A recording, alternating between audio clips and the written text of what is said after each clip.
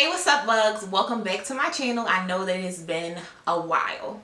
I know that I promised to keep you guys updated on every part of my journey. However, it has been such a roller coaster that it's been really hard to do this. So I'm here to give you guys some updates with me and what I have going on and my brand, my blog, all those things right now.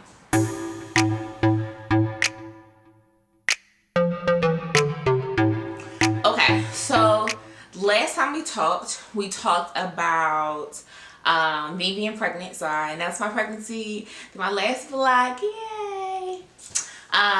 Now we're announcing I had the baby. Yay! So I gave birth on February 27th, which was 3 weeks ago today. Prior to that, I actually had such a tough experience. On February 17th, my water broke early, and at that time I was only 27 weeks, which was pretty tough. But you know, weathering through the storm. I actually was home chilling, minding my business. I was actually about to get dressed to go to the baby shower venue to put down our deposit for our baby shower. And I said, you know what? I'm a little hungry. So let me order me some food, which I did. Do y'all know that I went to the door to get my food from Uber Eats and my water literally broke at the door standing in front of the delivery man. And at first I'm like, I'm tripping. Am I peeing on myself? What is this? It's so early. I don't know what this is. So of course I come in the house, take all my clothes off, I'm standing in the bathroom, and literally it's just like gushing out like waterfall shit. And I just was like, something is wrong, because I know I'm not tripping. I know I'm not peeing on myself. So of course I call my boyfriend. I'm like, babe, look, something is happening, something has come out of me. Of course he's like, no, go to the hospital, I'm like, all right, give me a second, let me get myself together, because I could just be walking up in the hospital or even getting in the car with all this stuff just gushing out. I'm thinking eventually it's going to stop, when it slow down, we going to make it happen. So then I call my mom. I'm like, Mom, like, is this a thing? Like, is this like a just normal pregnancy thing? Like, sometimes I know that you can get a little I know that your body does different things. Like, is this one of those things? And she was like, I think your water broke. So I think that you should probably go to the hospital. I'll meet you there and just call Mikey and tell him that we're going. He's at work, of course. And we'll all be there. Cool. So I gather myself, trying to pad myself with towels so I can get in the car so I'm not leaking all over the car. Get to the hospital. I gotta stop in the middle of the parking garage. Somebody has to flag down a wheelchair to get me upstairs. I go into the perinatal center, which is the emergency room for pregnant women. And legit, they were like, sorry to tell you, but your water broke and you're not leaving the hospital. I was like, what do you mean? My baby's not supposed to come till May 20th. I'm confused about what's going on. They were like, no, sis, you're staying at the hospital. So you being admitted today, like, that's it. So whatever you got, you live here now. So up until the point that your baby comes, which is hard to say because 50% of the time babies come within the 2 weeks. And the other 50% of the time, babies stay the entire term. So they're like, there's a possibility you could be here up to 2 weeks, but there's also a possibility you could be up here to like 2-3 months. No big deal. So of course I'm stressed, okay? Stressed. But, everything is in God's hands. So it took me a minute, and I was extremely overwhelmed, and it was an extremely emotional time. However, we made it work.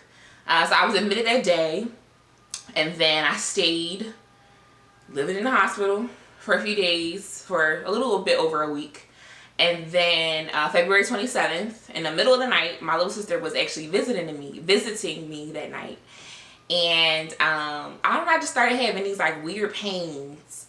And unbeknownst to me, she starts counting them, and she's like, no, bro, I think that there's something wrong. And I'm like, I don't know, because I just feel like this is not what contraction's supposed to feel like. Like I had a baby before. I don't know. I don't know why I was thinking that, but I was like, no, I'm fine. We ain't gonna get the people all worked up, So then I had, so then she's like, no, get somebody. So then I had a doctor come and do a cervical exam, and they were like, no, you're fine, your cervix is not dilated, whatever. So I'm like, I told you I'm cool. So like a few hours pass, and then it's the middle of the night, and I'm like moaning in pain, like I'm hurting so bad. She's counting like how many minutes, and of course recording this, so you will see this. And I don't know, like it got to a point where it started hurting so bad, like I didn't know what it was. So on a scale of 1 to 10, how irked are we? How bad 20. How bad do we want to go home? I never wanted to go home so bad, really. And she don't even like being home for real. 12:24 a.m. We got this rock going on. Oh my God.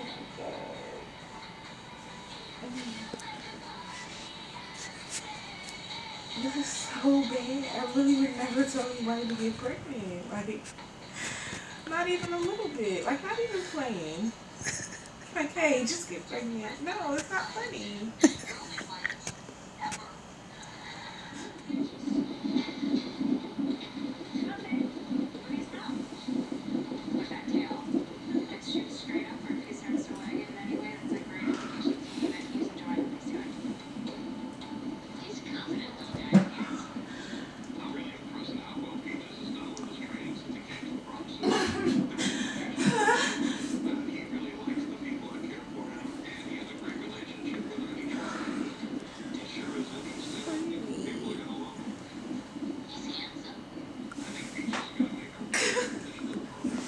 Is there anything I can do right now?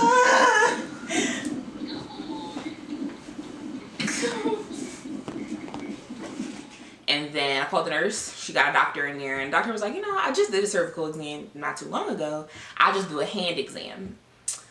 So she put her hand in there, and she felt my son's feet kicking himself out. He had his toes all the way up to his knees were out.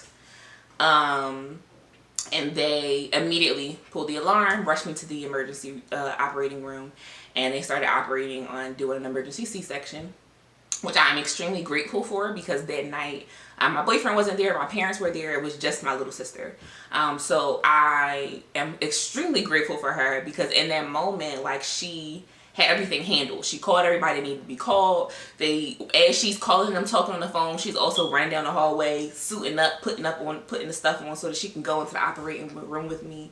We get in there, and I'm stressed, and I'm crying, and I'm throwing up. She's like catching a throw up in her hand, like legit. It was like the craziest experience. I passed out, and when I woke up, my sister had gone upstairs with the baby, because I wasn't able to see the baby for 12 hours. When you have a C-section, they do not allow you to see your baby for a long time, until you're able to walk on your own. So for me, that was 12 hours, so that was really hard for me.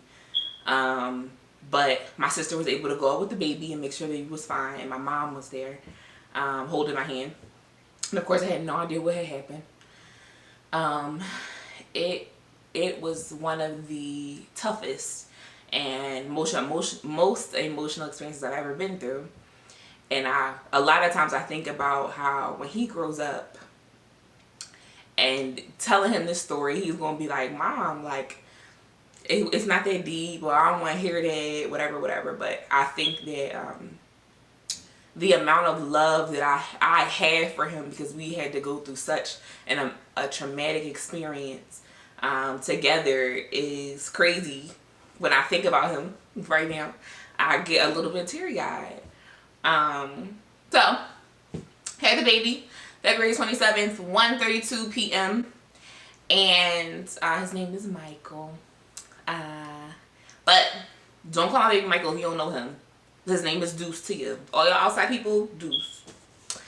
But yes, gave birth to Michael February 27th, 1:32 a.m. So then after that, of course, first of all, let's talk about how C-sections, baby, all those people that's out here having these C-sections, shout out to y'all, because baby, that was not it. Okay. Nobody ever said it was going to be like that. Okay. literally in recovering, it was so hard. Like thinking about not being able to wash up on my own. I couldn't bend down. I didn't want to go to the bed. It hurt to go to the bathroom. I couldn't move. I didn't want to turn over. It was a lot. It was a lot. But what I will say is that something else that I'm also extremely grateful for is that I have an amazing partner. So that entire time, so from the time that I was admitted to the hospital, my boyfriend stayed with me. He slept there every night, and went to work from there, showered there, washed me up, took me to the bathroom, wiped my behind. Like, he was everything that I needed him to be during that time. And I am extremely grateful for that. I think that this experience not only helped me build this crazy love bond for my son, even though he's not home, but also strengthen my relationship with my boyfriend. I look at him differently and love him differently because we had never been in a situation where it required him to be all those things for me at once. And in that situation, he was everything, and continues to be everything. So now that I have given birth to Michael, and I am home, not fully recovered, but mostly recovered, starting to move around a little bit more. I am now adjusting to being a NICU mom, because Michael was born at 28 weeks and a few days. He will be required to stay in the hospital until his original due date of May 20th. So that means he will not be home with me until that time. So getting adjusted to being a NICU mom and having to go up to the hospital continuously, and I'm pumping, so having to pump and deliver milk to him all the time. It is a huge adjustment because you just want to hug your baby and love on them and all those things, but unfortunately that is not something that I can do right now. We are able to take him out and hold him and get some skin to skin because they want us to recognize us as his parents. However, he is not, I can't, like, that time is limited to like an hour. We have to worry about things like him learning to breathe on his own. It is truly a journey, and it is just the beginning of the journey because we have so much more time. It is just March and we have to make it all the way to May. However, I am working on my strength and my confidence, and my belief in God can handle all things. Also believing that if he didn't know that I could handle this, he would not ever put this on me. So it has been a roller coaster, legit a roller coaster since the day that I was admitted into the hospital, and we're hitting about a month now. So about a month, it has been really tough, but I think that every day is progress, and every day is an opportunity to be grateful. If I didn't learn nothing else, I learned how to be grateful. I'm grateful for my boyfriend. I'm grateful for my son. I'm grateful for my village. Y'all, people have showed up and showed out for me. Like, legit, I want to thank all the people that have been checking on me, calling me, texting me, coming up to the hospital to see the baby. Like, I love y'all. I love y'all so much, and I appreciate y'all so much.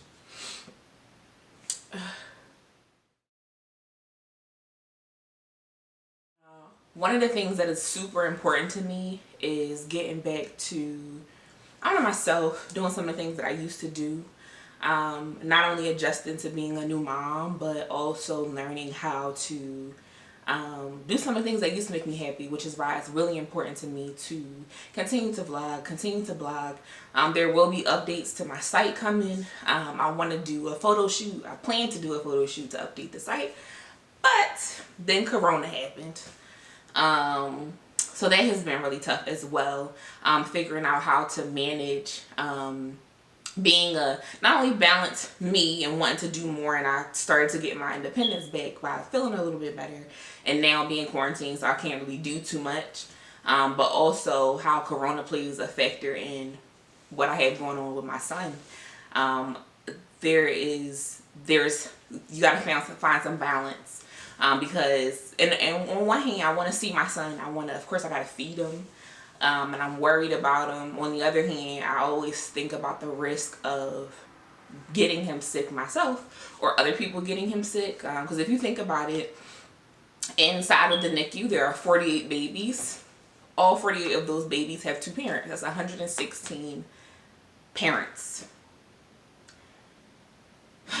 That is 116 people, not counting nurses, CNAs, doctors, the lactation people that come to check on how breastfeeding is going. All these people that are constantly inside their nursery, it makes me so afraid. But I also have to be in a space of, again, God handles all things, and then my son needs me. So I am trying to use this time that we are quarantined in order to not only update you guys, but spend time with my son, make sure I'm getting back to some of the things that make me me, like my brand. I actually was also thinking about planning another retreat, because it's about that time. I've been told y'all every other. So we had event, retreat, event. It's about that time for retreat again. However, Corona. So I'm hoping that once we figure out what's happening with Corona and we're possibly not quarantined anymore or things get better, I am hoping to come back with a bang, a hard bang. And I hope that you guys are waiting, watching. I appreciate all the people that, again, still support me, that have reached out, have sent their prayers up for me, have visited, have called, have texted. I appreciate all of those things, and I appreciate every single one of you that still watch and read. I still get on my site and see my views are still there. I'm like, y'all are reading posts from 6 months ago. But I am so grateful, and I appreciate and love all of you. I promise you that I will be back with some more updates soon as I can. So we will have more vlogs coming. I'm not going to tell you when, because I ain't going to make no promises. I'm working on it, doing the best that I can. But there will be more vlogs coming. Absolutely. That is something that you can count on. So until next time, I love you guys. Bye, love bugs.